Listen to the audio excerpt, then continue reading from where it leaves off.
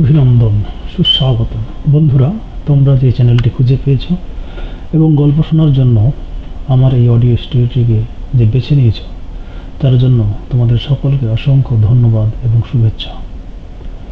মানুষ মাত্রই গল্প শুনতে ভালোবাসে, ভালোবাসে গল্প করতে, নিত্য নতুন গল্প বই পড়তে ভালোবাসে। গল্প পড়লে যেমন শব্দ ভাণ্ডার তৈরি হয়, তেমনি বুদ্ধিদীপ্ত উপায়ে নিজের মনের ইচ্ছাকে অন্যের কাছে আকর্ষণীয় রূপে তুলে ধরা হয়। কিন্তু এই অতিযান্ত্রিকতার যুগে আমরা এই সব কিছুকে ভুলে যেতে বসেছি। তবে ইউটিউবে অসংখ্য অডিও স্টোরি চ্যানেলের মধ্যে হারিয়ে যাওয়ার মাঝে আমার এই কাহিনীওয়ালা চ্যানেলে আসার জন্য ধন্যবাদ। কারণ তুমি আর 10টা মানুষের থেকে আলাদা, যে নিজের জন্য কিছুটা সময়কে বের করতে পেরেছ। আমি আর বাকিদের মতো সাবস্ক্রাইব করতে বলবো না, কারণ আমি মনে করি তোমাদের যদি পছন্দ হয় তবে তোমরা বারবার আমার এই চ্যানেলে ফিরে আসবে আর আমার নিত্য নতুন পুরনো গল্পগুলো শুনবে। আগের যুগে যখন টিভির প্রচলন হয়নি, কিছু হাতে গোনা মান্যগণ্য লোকের বাড়িতে রেডিও থাকতো, আর থাকতো কলের গান। সে সময় কিছু লোক ছিল যারা সাধারণত নবান্ন উৎসবের পরে গ্রামে গ্রামে গিয়ে এখনকার সিরিয়ালগুলোর মতো করে 4, 5 বা অনেক সময় 7 দিনের জন্য বিভিন্ন ধরনের গল্প বলে বেড়াতো। এটাই ছিল ওই সব লোকগুলোর জীবিকা। এদের চলতি ভাষায় আমরা বলতাম কাহিনীকার বা কাহিনীওয়ালা। আমি এই চ্যানেলটিও খুলেছি কিছু খুব পুরনো দিনের গল্প, হারিয়ে যাওয়া লেখকগণের গল্পগুলোকে পুনরায় জনসমক্ষে তুলে ধরার জন্য। যদি তোমাদের ভালো লাগে তবে অবশ্যই কমেন্ট করে তোমরা কি গল্প শুনতে চাও জানাবে, অথবা পিডিএফ এর লিঙ্ক দেবে। আমি চেষ্টা করবো সেগুলোকে তোমাদের সামনে তুলে ধরা, কারণ মনে হয় এই বইগুলি হয়তো বাজারে কিনতে পাওয়া যায় না। আমার এই অডিও স্টোরি কিন্তু বইয়ের সাবস্টিটিউট নয়, কারণ আমি যে আবেগ দিয়ে কথাগুলো বলবো সেটা তোমার কাছে গ্রহণযোগ্য বা পছন্দসই নাও হতে পারে। তাই বলবো, যদি এই গল্পটা শুনে বা এই চ্যানেলের বাকি গল্পগুলো শুনে তোমার মনে আগ্রহ জন্মে, তবে অবশ্যই বইটি বা বইগুলোকে সংগ্রহ করার চেষ্টা করবে, কারণ এর সাথে অনেকগুলো লোকের জীবন ও জীবিকা জুড়ে আছে। তাই চেষ্টা করবে গল্পের বইগুলো সংগ্রহ করার। যদি কেউ সত্তার অধিকারী থাকেন তাদের বলবো, এই অডিও স্টোরি বইয়ের প্রতিস্থাপক নয়, বরং গল্পের প্রতি আগ্রহ সৃষ্টি করাই আমার উদ্দেশ্য। তবু যদি এতে আপনাদের কপিরাইটের কোনো সমস্যা হয় তবে আমাকে জানালে আমি সাথে সাথে এটাকে চ্যানেল থেকে মুছে দেব, কারণ আমি কারো অধিকার খর্ব করতে চাই না। আমার এই অডিও স্টোরি যে বইটি থেকে নেওয়া হয়েছে তাতে আমার সুবিধার জন্য সামান্য কিছু শব্দের পরিবর্তন সহ কিছু অগুরুত্বপূর্ণ পরিবর্তন এমনভাবে করা হয়েছে যাতে গল্পের মূল কাঠামো বা অভিব্যক্তি অপরিবর্তিত থাকে। তাহলে চলো আমরা গল্পে ঢুকে পড়ি। আজ আমি আমার চ্যানেলে যে প্রথম গল্পটি পড়ব সেটি সত্যিকার অর্থেই প্রাচীন। অন্যভাবে বলতে গেলে পৃথিবীর প্রথম লিখিত উপন্যাস গিলগামেশ। এর মূল লেখককে সেটা এখনো জানা যায়নি, তবে এটিকে বাংলায় রূপান্তরিত করেছেন হায়াত মাহমুদ। এই গল্পটি প্রকাশিত হয়েছে অবসর প্রকাশনী সংস্থা, ঢাকা থেকে।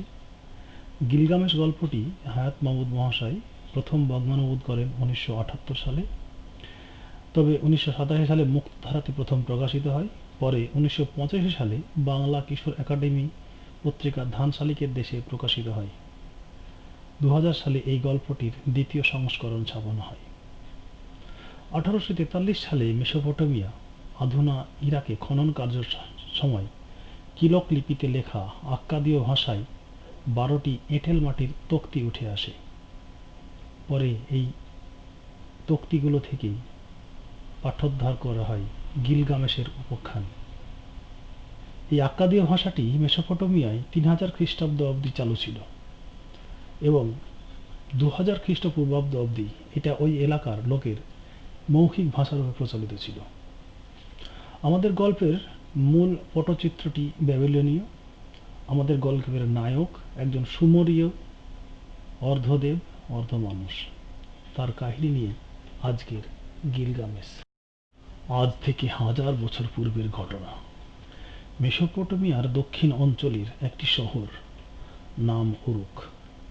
ইউফ্রেটিস ও টাইগ্রিস নামে দুটো নদের মাঝখানের দোয়াব অঞ্চল, তারই উপরে গড়ে উঠেছে শহরটি। গিলগামেশ তারই রাজা। তিনি আমাদের মতো সম্পূর্ণ মানুষ নন, দেবতা ও মানুষের মাঝামাঝি। কারণ তার পিতা ছিলেন মরদেহী মানব, উরুক শহরের ধর্মযাজক লোগালবান্দা, আর মা হলেন স্বর্গের দেবী, অমর দেবী নিনশাল। তাই গিলগামেশের 2/3 হল দেবতা আর 1/3 মানুষ। তাই মানুষের মতো দুঃখ শোক সবই তিনি পাবেন, অথচ তিনি মৃত্যুবরণ করবেন না কখনো। তিনি দেবতার ন্যায় অমর। আর এনকিদুর জন্ম অরণ্যানীর গভীরে। বনের জীবজন্তু পশু পাখি তার খেলার সঙ্গী, তাদের সঙ্গে হেসে খেলে সে বড় হয়ে উঠেছে। তারাই তার সবচেয়ে বড় আপনজন, তার প্রাণের বন্ধু। এনকিদুর জানা ছিল না যে সে মানুষ। গিলগামেশ ছিলেন একই সঙ্গে দেব ও মানব, আর এনকিদু একধারে বনের পশু ও মানব।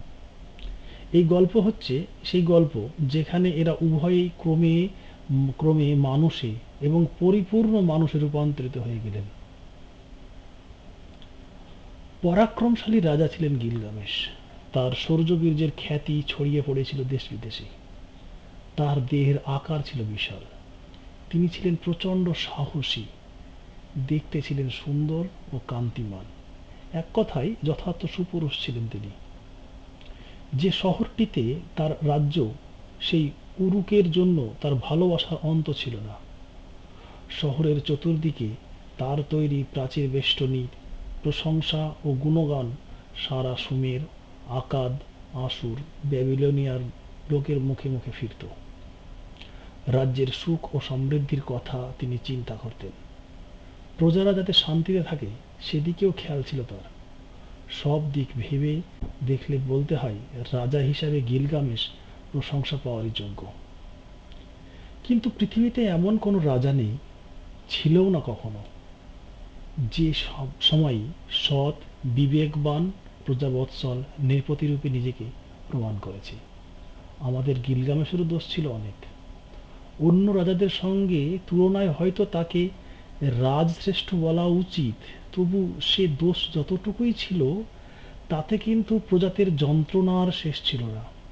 খামখেয়ালি ছিলেন অত্যাধিক, আর তার আত্মাভিমান অতিশয় তীব্র ছিল। ফলে একবার মাথায় কোনো খেয়াল চাপলে তা চরিতার্থ না করে ক্ষান্ত হতেন না। আর সেই খেয়াল তা যেমনই হোক, অন্যায়, অশোভন, নির্লজ্জ, ভয়ানক হোক, মেটাতে বাধ্য হতো প্রজাদেরই। সৎ ও অসৎ উভয় গুণের সন্নিপাত তার চরিত্রে এমনভাবে ঘটেছিল যে তিনি বীর যোদ্ধা, সুশাসক হওয়া সত্ত্বেও বিভিন্ন সময়ে তার বিভিন্ন খামখেয়ালিপনা প্রজাদের আর সহ্য হচ্ছিল না। রাজার খামখেয়ালি অত্যাচারের হাত থেকে নিষ্কৃতি পাবার জন্য প্রজারা ব্যাকুল হয়ে উঠল। তাদের ধৈর্যের বাঁধ ভেঙে গিয়েছিল। তাহলে এখন উপায় কি? রাজাকে পরাজিত করার শক্তি তাদের ছিল না। তাছাড়া রাজা গিলগামেশের সদ্গুণাবলীও তারা পছন্দ করত।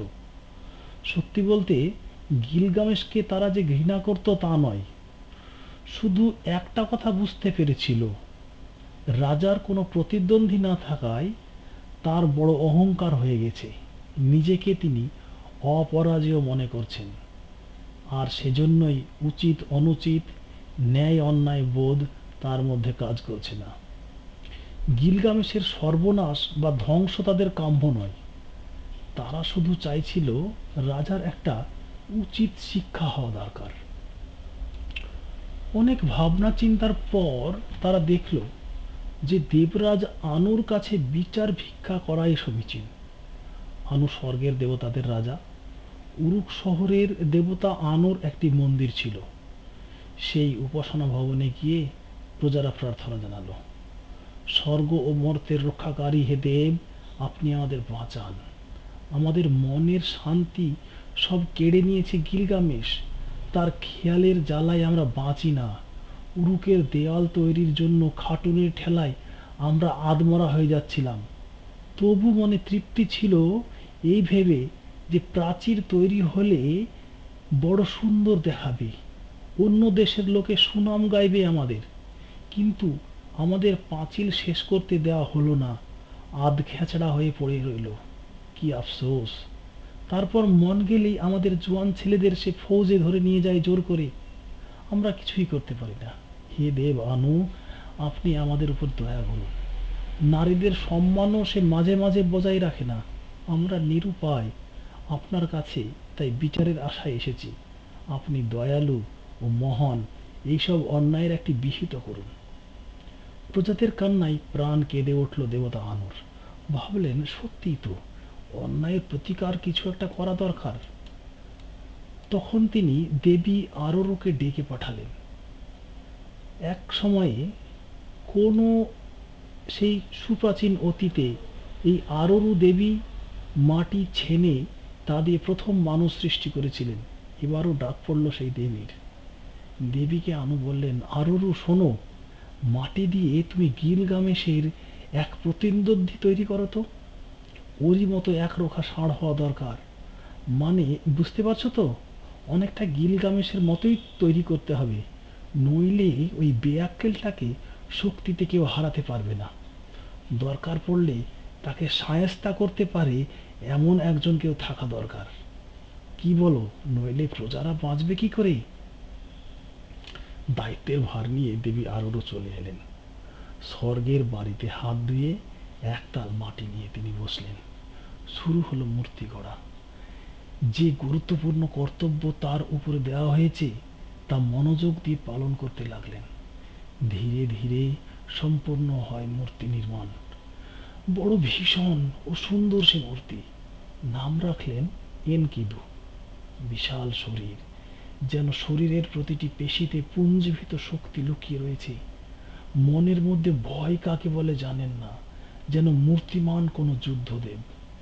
আকার প্রকার সবই হলো মানুষের মতো, তবু তার শরীরকে ঢেকে দেওয়া হলো প্রচুর লোমে। আর মানুষের আর মাথায় মেয়েদের মতো লম্বা চুল কাঁধ ছাপিয়ে নেমে এলো পিঠের উপরে। জীবজন্তু যেমন উলঙ্গ বিবস্ত্র থাকে, এনকিদিও তাই। গায়ের দীর্ঘ লোমই যেন তার পোশাক।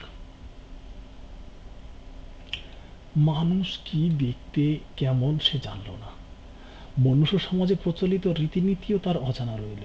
এমনকি পুরুষ ও স্ত্রী, পতি ও পত্নী, পুত্র ও কন্যা বা ভাতা ও ভগ্নী সম্পর্কে তার কোনো সম্বন্ধ, তার কোনো ধারণাই বা জ্ঞানই ছিল না। বিশাল আদিগন্ত অরণ্যের মাঝে তাকে ছেড়ে দেওয়া হলো। তার সঙ্গী হলো শুধু বিশাল প্রকৃতি, পাহাড় ও ঝর্ণা, বৃক্ষ ও তরুলতা এবং জীবজন্তু, পক্ষী ও সরীসৃপদের মধ্যে সে বেড়ে উঠতে লাগলো। সকলেই তার বন্ধু, সেও প্রকৃতির ও বন্য সমাজের একজন। হরিণের সঙ্গে সে পাল্লা দিয়ে ছোটে, বাঘ ও সিংহের সঙ্গে যায় হ্রদে জল পান করতে, তৃণভোজী জন্তুর মতো ঘাস ও লতাপাতা খেয়ে বাঁচে। সে মানুষ অথচ সবটুকু মানুষ নয়। সে পশু অথচ আকারে পশুও নয়। মানুষ ও পশু উভয়ই খেলা করতে লাগলো এনকিদুর শরীরে ও মনে। উরুকের অধিবাসীরা কিন্তু কেউ তার কথা জানল না, আর রাজার তো জানার প্রশ্নই ওঠে না। সকলের অলক্ষ্যে অথচ দেবতাদের পরিকল্পনায় এইভাবে গিলগামেশের একমাত্র শত্রু ও একমাত্র বন্ধু এনকিদু প্রকৃতির কোলে মানুষ হতে লাগল। এনকিদুর নগর যাত্রা। এমনিভাবে দিন যায়। নিজ নিজ খাতে বয়ে চলে আমাদের দুই নায়কের জীবন। রাজা গিলগামেশ থাকেন তার উরুক শহরে। তার চারপাশে থাকে কোলাহল ও বিলাসিতা, প্রাচুর্য ও শক্তির দম্ভ। আর এনকিদুর জীবন চলতে থাকে পুরনো ছন্দে, প্রকৃতির মুক্ত পরিবেশে। এর মধ্যে একটি ব্যাপার ঘটল, আর তাতেই ওলটপালট হয়ে গেল সবকিছু। যে বনের মধ্যে এনকিদু থাকে, সেইখানে আশেপাশের গ্রামাঞ্চল থেকে মাঝে মাঝে শিকারীরা আসতো শিকার করতে। তারা ফাঁদ পেতে রেখে দিত। ফাঁদে খরগোশ বা শুয়োর বা শেয়াল কিংবা এরকম কোনো পশু বা পাখি যাই ধরা পড়তো তাই নিয়ে ঘরে ফিরে যেত খুশি হয়ে। একবার ঠিক এমনিভাবে এক শিকারী এসেছে বনের মধ্যে। উদ্দেশ্য প্রথম শিকারের স্থান নির্দিষ্ট করে সেখানে ফাঁদ পেতে রাখা। বনের ভিতরে ইতস্তত যখন সে ঘুরে বেড়াচ্ছে তখন সে এক অদ্ভুত দৃশ্য দেখতে পেল বনের পশুদের সঙ্গে খেলা করতে করতে অন্য ধরনের একটি জীব ছুটে গেল ঝর্ণার ধারে। জন্তুগুলোর সঙ্গে সেও একইভাবে হামাগুড়ি দিয়ে ঝর্ণার জল মুখ ডুবিয়ে পানি খেতে লাগলো। এ ধরনের জীব সে আগে কোথাও দেখেনি, এমনকি এ ধরনের প্রাণীর অস্তিত্বের কথা পর্যন্ত সে শোনেনি। ভীষণ ভয় পেয়ে গেল সে, গা শিউরে উঠল, ভয়ে গলা শুকিয়ে গেল, হাত পা অবশ হয়ে গেল, বুকের ভিতর যেন হাতুড়ি পিটাতে লাগলো তার। মাথায় উঠল শিকার করা। কোনো রকমে বন থেকে বেরিয়ে সোজা দৌড় গ্রামের দিকে। পরের দিন আবার এলো শিকার ধরতে। গর্ত খুঁড়ে জাল পেতে রেখে সে বেরিয়ে গেল অন্য কাজে। বিকেলে ফিরে এলো ফের। শিকারের জায়গায় কাছাকাছি হতেই যা তার নজরে পড়ল তাতে বুকের রক্ত যেন জমে গেল। সে দেখতে পেল গা ভর্তি লোম, দেখতে মানুষের মতো, কিন্তু মানুষ নিশ্চয়ই নয়, কেননা মানুষের গায়ে অত লোম থাকে না। অথচ জন্তুটার দুটো হাত আছে, ক্ষিপ্র গতিতে সে ফাঁদের দড়ি দড়া হাত দিয়ে ছিঁড়ে ফেলে ফাঁদে পড়া জানোয়ারগুলো ছেড়ে দিচ্ছে। ভয়ে তার কাছে সাহস হলো না শিকারীর। দুঃখে তার চোখ ফেটে পানি আসছে। সারাদিনের মেহনত এইভাবে নষ্ট হলো। সে বিস্মিতও কম হয়নি, কেননা চলাফেরায় এত ক্ষিপ্রতা কোনো প্রাণীর যে থাকতে পারে তা তার জানা ছিল না।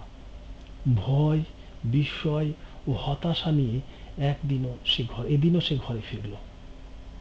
মনের মধ্যে সংশয় কিন্তু এখনো যায়নি। সে যা দেখল তা মনের ভুল, কি চোখের ধোঁকাবাজি নয় তো? পরের দিন সে আবার গেল বনের ভিতরে। এদিনও সে একই ঘটনার পুনরাবৃত্তি। পরপর 3 দিন একই মূর্তিকে সে দেখল। এ তো আর চোখের ভ্রম হতে পারে না। এনকিদু কিন্তু শিকারীকে একবারও দেখতে পায়নি। তৃতীয় দিনেও যখন একই প্রাণীর দেখা পেল তখন সত্যি সত্যি ভয়ানক ঘাবড়ে গেল সে। সে যে ভুল দেখেনি তাতে কোনো সন্দেহ নেই। এদিকে আবার সে বুঝতেও পারছে না ওই জীবটি কি। ভেবে ভেবে কিছু ঠিক করতে না পেরে সে তার বুড়ো বাপকে একে একে সব ঘটনা খুলে বলল। বৃদ্ধের মাথাতেও কিছু ঢুকলো না। তখন অনেক ভাবনা চিন্তা করে ছেলেকে বলল, শোনো খোকা, আমি তো কোনো উপায় ঠাউরাতে পারছি না। তুমি না হয় একবার উরুকে যাও, গিয়ে আমাদের রাজা গিলগামেশকে ব্যাপারটা বলো। আমার তো মনে হচ্ছে তুই যাকে দেখেছিস সে বনের পশু নয়, আমাদের মতো মানুষ। তবে যে কোনো কারণেই হোক সে এখন বনের পশুই হয়ে গেছে। তাকে মানুষের সমাজে ফিরিয়ে এনে মানুষ বানানো দরকার। আমার বুদ্ধি তো বাবা এই কথাই বলে। তুই যা, গিলগামেশের কানে কথাটা তোল, তিনি হয়তো কিছু একটা উপায় বের করবেন। পুরনো সেই দিনে এখনকার মতো তো রাস্তাঘাট ছিল না, গাড়ি ঘোড়াও ছিল না। শিকারি গ্রাম থেকে উরুক অনেক দূরের পথ। হেঁটেই চলল সে। ভোরের আলো ফুটতে না ফুটতে অন্ধকার থাকতেই বেরিয়েছিল। সারাটা দিন সে হেঁটেছিল। সূর্য ডুবে যাওয়ার পরও বহুক্ষণ পথ চলতে হয়েছিল তাকে। তারপর সে পৌঁছেছিল উরুকে। গিলগামেশের সঙ্গে সাক্ষাৎকার করে সবকিছু খুলে বলল সে। তার বাবা যে কিরকম ভয় পেয়েছে, ঘাবড়ে গেছে ব্যাপারটা শুনে তাও জানালো। সেই সঙ্গে এনকিদুর প্রচণ্ড শক্তি ও ক্ষিপ্রতার প্রশংসাও করল। রাজা সব মন দিয়ে শুনলেন, কিন্তু তেমন বিচলিত হলেন বলে মনে হলো না। অরণ্যে বসবাসকারী নানা জাতের আজগুবি প্রাণীর কথা তিনি প্রচুর শুনেছেন, কখনোই বিশ্বাস করেননি। ওরকম একটা নতুন মুখরোচক গল্প শোনাতে এসছে শিকারী ছেলেটি। এতে এমন কিছু মাথা ঘামান প্রয়োজন নেই, এই ধরনের একটা ভাব করলেন তিনি। মুখে বললেন, বুঝলাম সব, তোমরা বেশ ঘাবড়ে গেছো দেখছি। এক কাজ করো, ওই প্রাণীটিকে ধরে বেঁধে শহরে নিয়ে আসার ব্যবস্থা করো। তার যেমন শক্তির কথা বললে, তাতে জোর জবরদস্তি করে আনতে পারবে বলে মনে হয় না। একটা উপায় বাতলে দিচ্ছি। বন শহর থেকে কোনো পরমা সুন্দরী নগরটি বেছে নিয়ে যাও। মেয়েটির ভয় পাবার কিছু নেই, সে যেন ওর মুখোমুখি হয়। জানোই তো, সুন্দর মুখের জয় সর্বত্র। ওই রূপ দেখেই সে গলে যাবে। তারপর মেয়েটার সঙ্গে আলাপ পরিচয় ও বন্ধুত্ব হলে মেয়েটাই তাকে বশ করে বন থেকে শহরে আনতে পারবে। তোমার কথা শুনে মনে হলো ওই জীবটি কোনো পশু নয়, কেবল জন্তুদের সঙ্গে বসবাস করে অন্যরকম হয়ে গেছে। মেয়েটার সঙ্গে ওর ভাব হয়ে গেলে ও নিজেও বুঝতে পারবে যে সে অন্য পশুর মতো নয়। আর বনের জীবজন্তুরাও দেখতে পাবে যে তাদের এতদিনকার বন্ধু আসলে অন্য জাতের জীব, মোটেও তাদের মতো নয়। একবার এটা বুঝতে পারলেই পশুরা আর তাকে নিজের দলে নেবে না। তখন সে একেবারে সঙ্গীহীন, একা হয়ে পড়বে। বাধ্য হয়ে মেয়েটির সঙ্গে উরুক চলে আসতে হবে তাকে। যাও, এখন যা বললাম সেই অনুযায়ী কাজ করো। শিকারী ছেলেটি তাই করল। নগরে প্রমোদ ভবন থেকে একজন সেরা নটি বেছে নিয়ে সে রওনা হলো। বনে পৌঁছে মেয়েটিকে বলল, এবারে আমার দায়িত্ব শেষ হলো, এখন তোমার পালা। ভয় করো না, বনের মধ্যে নির্ভয়ে গিয়ে ঢোকো। রাজা বলেছেন তোমার গায়ে কেউ হাত দেবে না, প্রাণের ভয় নেই। ওই যে প্রাণীটি যেভাবেই হোক বসে আনতে হবে। পরিকল্পনা মতো নগরনটি একাই গেল ঘর অরণ্যের মধ্যে। ঘুরে বেড়ায়, ফলমূল খায়, বন ফুলের মালা গেঁথে গলায় পরে, গাছের ছায়ায় বিশ্রাম নেয়। শিকারী তাকে বলেছিল যে এনকিদু ঝর্ণার জল খেতে আসে, ফলে মেয়েটি ঝর্ণার কাছাকাছি ঘোরাফেরা করে। এইভাবে 2 দিন কাটল। ভাগ্য তার প্রসন্ন হলো তৃতীয় দিনে। অনেক পায়ের শব্দ শুনতে পেল সে। এক পাল জন্তু ঝর্ণার জল খেতে আসছে। গাছের আড়াল থেকে সে জঙ্গলের মধ্যে এনকিদুকেও চোখে পড়ল। সে যেমন এনকিদুকে দেখছে, এনকিদিও যাতে তাকে দেখতে পায় তেমন একটি জায়গায় মেয়েটি দাঁড়িয়ে রইল। উদ্দেশ্য ব্যর্থ হলো না। এনকিদুর চোখ আটকে গেল মেয়েটির দেহের উপর। সে ভয়ানক অবাক হয়ে গেল। এরকম কোনো জীব সে তো আগে কখনো দেখেনি।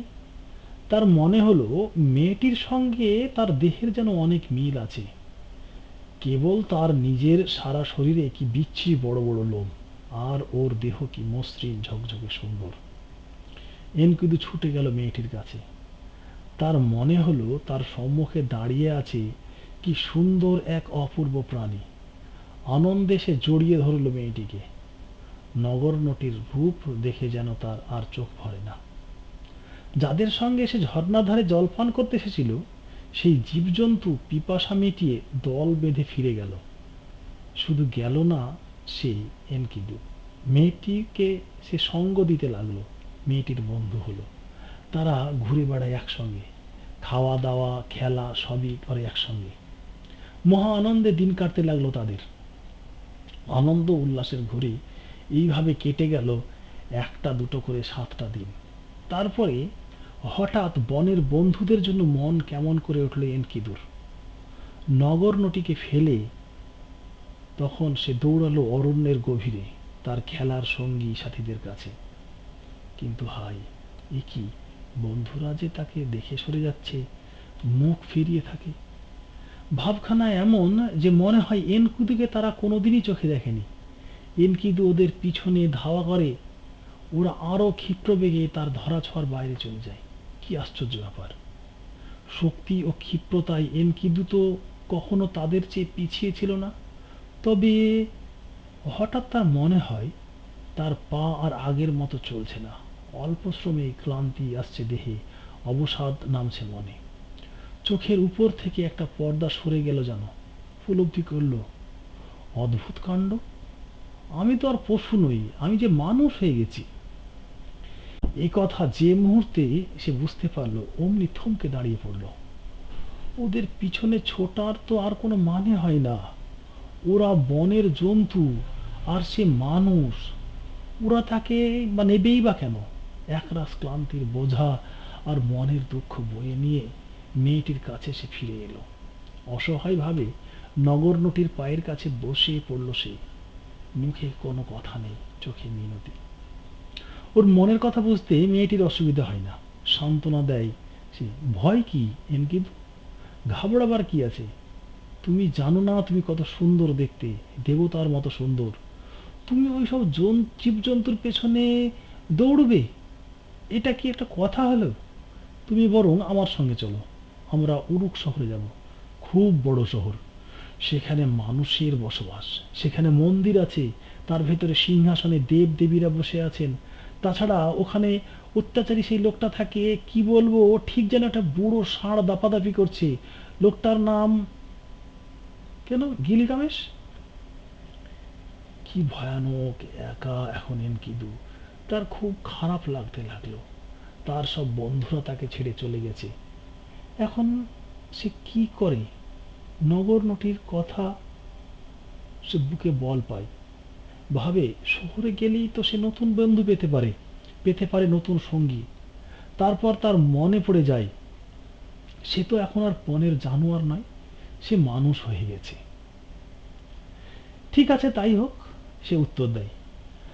আমাকে তোমাদের ওই উরুক শহরে নিয়ে চলো, মন্দিরে দেব ও দেবীদের কাছে। আর ওই গিলগামেশ না কার কথা যেন বললে, ওসব বাজে জিনিস আমি ডরাই না। বেশি মাতব্বরি করতে এলে উচিত শিক্ষা দিয়ে দেবো। ফালতু ফালতু বাহাদুরি ফলানো আমার আবার সহ্য হয় না। অতঃপর যাত্রা করল তারা, এনকিদু আর রূপসী নগরনটি। মেয়েটির মনে আনন্দ, কেননা সে তার দায়িত্ব চমৎকারভাবে পালন করতে পেরেছে। সে সে এনকিদুকে নিয়ে সঙ্গে করে যাচ্ছে। এনকিদুর মনে কাজ করছে এক ধরনের চাপা উল্লাস, কেননা সে চলেছে এক নতুন জীবনের দিকে। সে জীবন সে জানে না, কিন্তু ইতিমধ্যেই অনেক আশা ও স্বপ্ন যেন জেগে উঠেছে তাকে ঘিরে। প্রথমে তারা গিয়ে উঠল শিকারীদের গ্রামে। স্বপ্নের রূপায়ণ। সেই রাত্রিরই ঘটনা। প্রাসাদে ঘুমিয়ে আছেন বীর রাজা গিলগামেশ। ঘুমের ভিতর স্বপ্ন দেখলেন তিনি, অদ্ভুত স্বপ্ন। তার ঘুম ভেঙে গেল। মনে মনে ভাবতে লাগলেন, কেন তিনি অমন স্বপ্ন দেখলেন, কি তার অর্থ? ব্যাখ্যা পেলেন না তিনি। তখন তিনি ছুটে গেলেন তার মা নিষ্নানের কাছে। বললেন, মা, অদ্ভুত একটা স্বপ্ন দেখে দৌড়ে এসেছি তোমার কাছে। এর কি অর্থ বলে দাও। দেখলাম আকাশ থেকে একটা বড় তারা খসে পড়ল, আর অমনি সারা উরুকের লোক তার চারপাশে ঘিরে দাঁড়িয়ে খুশিতে হইচই করতে লেগে গেল। ঘুমের মধ্যেই বুঝতে পারলাম আমার খুব হিংসে হচ্ছে, রাগ হচ্ছে। আমি তখন ওটাকে বয়ে নিয়ে গিয়ে দূরে কোথাও ফেলে দেবো ভাবলাম, কিন্তু তুলতে গিয়ে দেখি অসম্ভব ভারী। আমার গায়ে এত প্রচণ্ড শক্তি, তবু আমি ওটাকে নড়াতে পারলাম না। ভীষণ দুর্বল লাগছিল আমার। এমনি সময় ঘুমটা ভেঙে গেল। আমি তো আর কখনো এই ধরনের স্বপ্ন দেখিনি। মা, তুমি তো দেবী, আমাকে এই অর্থ বলে দাও। নিষ্ণান উত্তর দিলেন, যে তারাটা খসে পড়ল সে তোমারই সমকক্ষ। স্বর্গ থেকে তাকে পাঠানো হয়েছে। তুমি তাকে তোমার পথ থেকে সরাতে চাইবে, কিন্তু তাকে সরানো তোমার শক্তিতে কুলাবে না, তুমি ব্যর্থ হবে। এটাই হলো তোমার স্বপ্নের অর্থ। মায়ের মুখ থেকে এই ভয়ানক ব্যাখ্যা শুনে চেঁচিয়ে উঠলেন গিলগামেশ। সে কি, এ কি কথা বলছো মা তুমি? জীবনে তো আমি কোনো কিছুতেই ব্যর্থ হয়নি। ছেলেকে আশ্বাস দিলেন মা দেবী নিষ্ণান, কিন্তু তার কণ্ঠে কোনো আবেগ নেই, তার মনে কোনো দুশ্চিন্তা নেই। ধীরে ধীরে তিনি ফের বলতে লাগলেন, একঘেয়ে তার কণ্ঠস্বর। এই তারকা আসলে একজন লোক। সে তোমারই সাথী হবে। তবে মনে রেখো, সে কিন্তু সব ব্যাপারে তোমার সমকক্ষ। অবশ্য সে তোমার বন্ধু হবে, কখনোই তোমাকে ছেড়ে যাবে না, আর তুমিও কখনো তাকে পরিত্যাগ করার কথা ভাববে না। স্বপ্নের এই অভূতপূর্ব ব্যাখ্যা শুনে চুপ রইলেন গিলগামেশ। পরের দিন রাত্রিবেলা এ রাত্রেও স্বপ্ন দেখলেন গিলগামেশ। এও বেশ অদ্ভুত ধরনের। তিনি দেখলেন একটা কুড়ুল পড়ে আছে, তার চারপাশে লোকজন ভিড় করে দাঁড়িয়ে আছে। তিনি এগিয়ে গিয়ে কুড়ুলটা তুলতে চেষ্টা করলেন, আর এমন কি, সামান্য একটা কুড়ুল তো, আর তো কিছু নয়। কিন্তু আশ্চর্য, তিনি পারলেন না। হঠাৎ এত অসম্ভব ক্লান্তি তিনি বোধ করতে লাগলেন যে নিজেই হতবাক হয়ে গেলেন। জীবনে তো তিনি কখনো এত ক্লান্ত বোধ করেননি। আবার দৌড়লেন মার কাছে। ছেলের মুখে সব কথা শুনে মা বললেন, কুড়ুলটা হচ্ছে একটা লোক, সে তোমার সমান শক্তিধর, অথচ তোমার বন্ধু। সে আসবে, অতি চমৎকার লোক সে। সে তোমার ক্লান্তি থেকে তোমাকে টেনে তুলবে। মায়ের মুখের ভরসা শুনে গিলগামেশের মন ভরে গেল আশা ও আনন্দে। মনে মনে বলে উঠলেন, তোমার কথাই যেন সত্যি হয় মা। এত দুর্বল লাগে কেন আমার? মনে হয় আমার ভেতরকার সব শক্তি কে যেন শুষে নিয়েছে। আসলে আমি কি একা, কি ভীষণ একা। আমার সাথীদের জন্য কত দিনের স্বপ্ন আমার, যে বিপদে আমার সাহায্য করবে, পরামর্শ দেবে, সবসময় আমার পাশে এসে দাঁড়াবে। এই নিঃসঙ্গতা আমার আর সহ্য হয় না। শিকারির গ্রামে আনন্দের মধ্যেই দিন কাটছিল এনকেদুর। সে এখন অন্যান্য সকলের মতো মানুষ। তার গায়ের সমস্ত লোম ছেঁটে ফেলা হয়েছে। মেয়েটি সাবান দিয়ে ডলে ডলে তার গায়ের ময়লা তুলেছে। সুগন্ধি আতর জলে স্নান করিয়েছে তাকে, ভালো জামা কাপড় পরিয়েছে তাকে।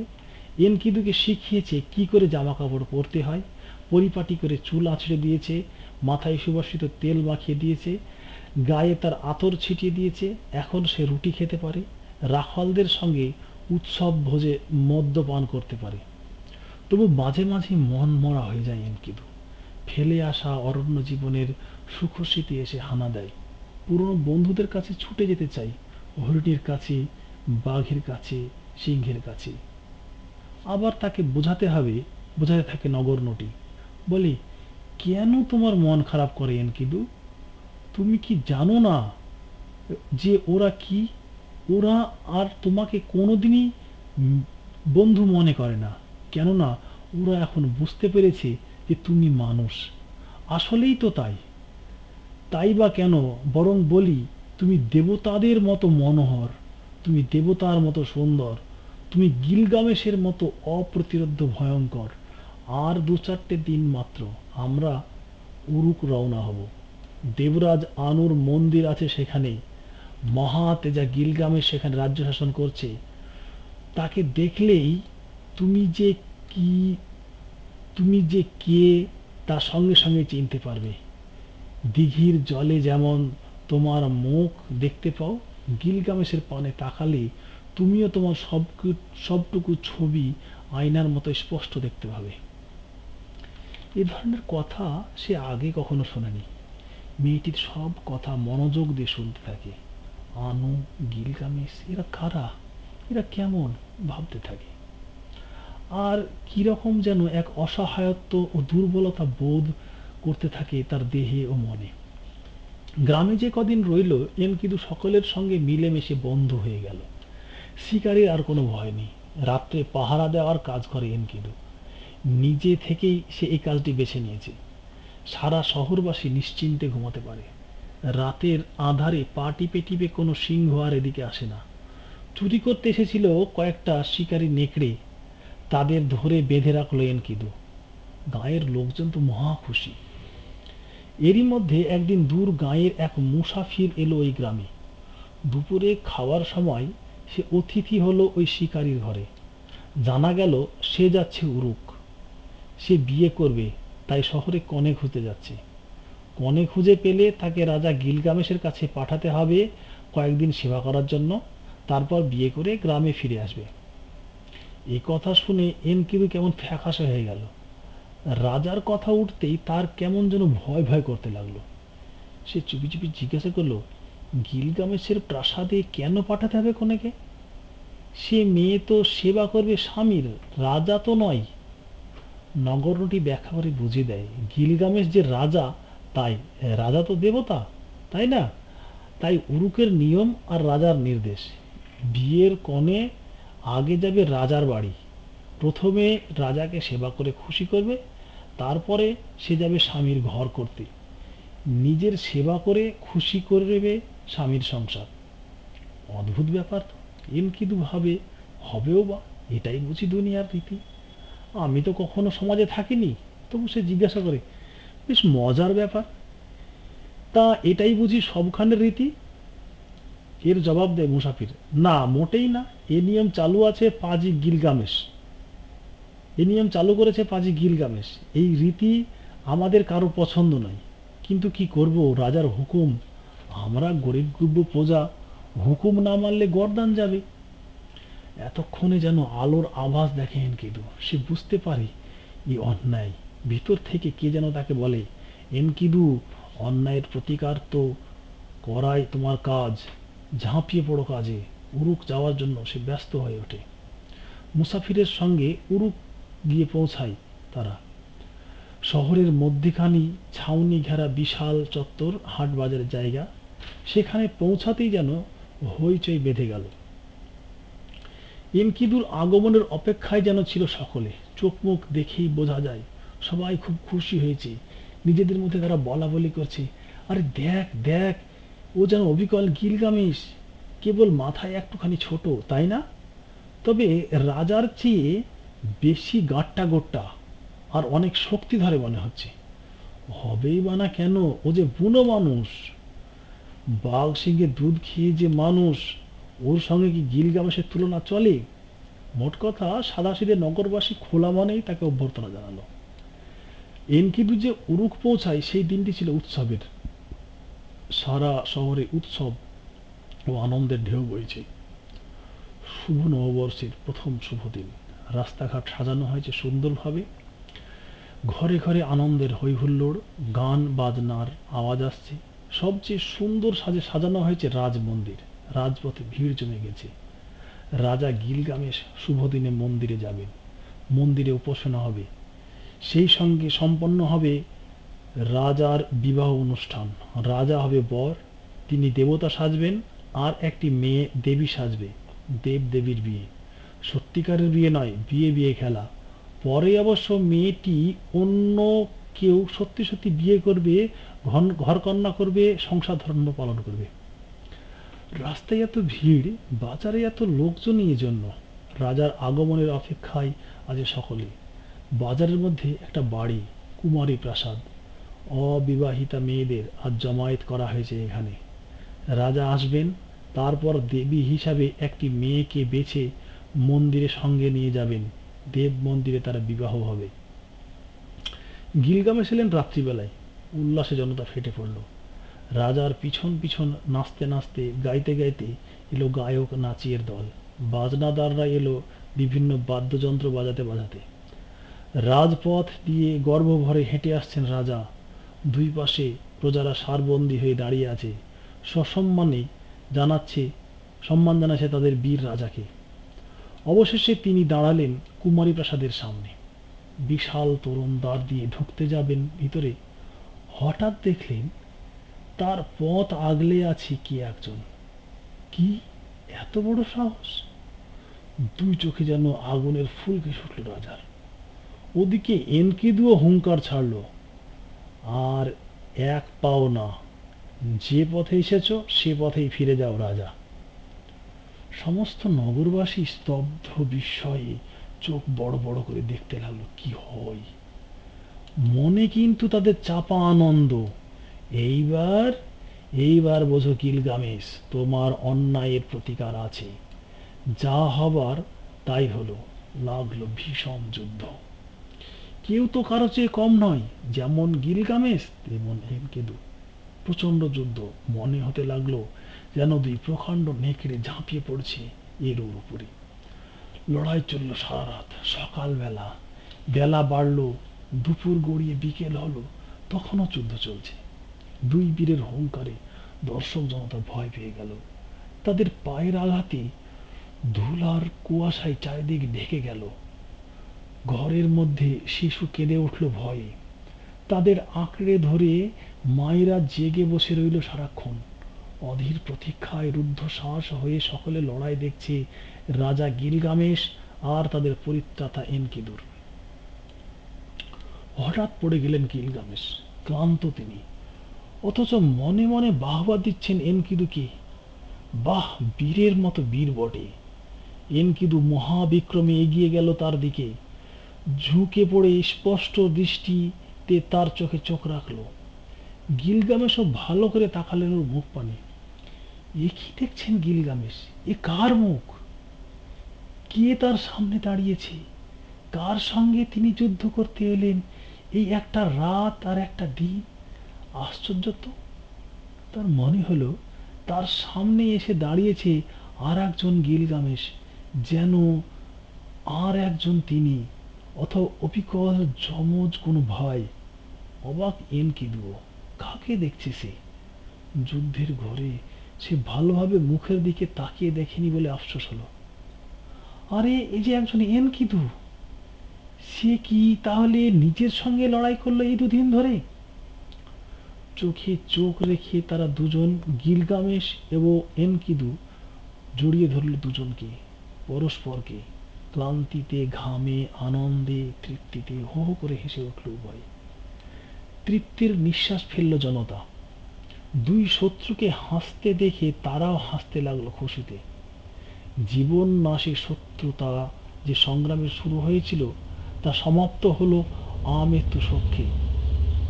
গিলগামেশ আর এনকিদু তখন হাসছে, অমলিন বন্ধুত্বের হাসি। তখনও জড়িয়ে ধরেছে দুজন দুজনকে। এর পরের অংশ পরের দিন।